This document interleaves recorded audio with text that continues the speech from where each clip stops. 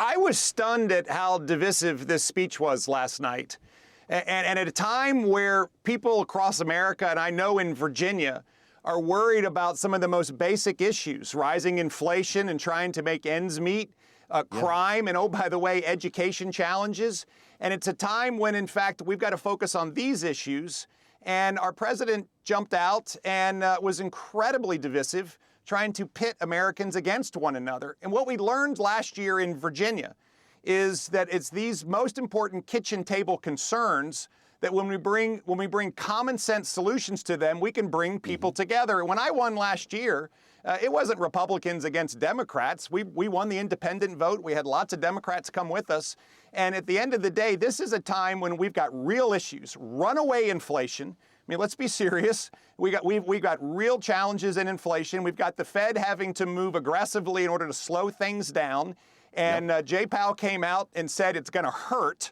And yet we've got our president trying to divide the nation. And I just think it's time to put all that down and to focus on these most important kitchen table concerns that Americans and I know Virginians have, and we can address them with common sense solutions like we're doing in Virginia right now, getting taxes down, funding law enforcement, and focusing on education. So you reject the president's message last night, obviously, but that was a stark warning from the president of the United States, Governor. Do you believe there are anti-democratic forces in the Republican Party? I believe that we have people who are searching for leadership. And leadership comes at a time when we need to be focused on these most important issues, not calling each other names and trying to divide the country. I mean, when we look at what's happened over the course of the last couple years, we've seen our economy fall from having been a good one to a real challenged one, inflation running away, crime really challenged. We've got a crisis at the border.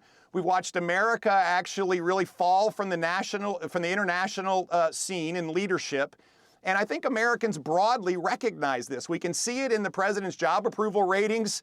He's got just terrible job approval ratings. And at a time when we're heading into the midterms, what do? You change the narrative. Well, let's go back and talk about the economy. Let's go back and talk about schools. Let's talk about crime. Let's talk about the border. And let's come up with real solutions to these most important issues. Let's not call each other names.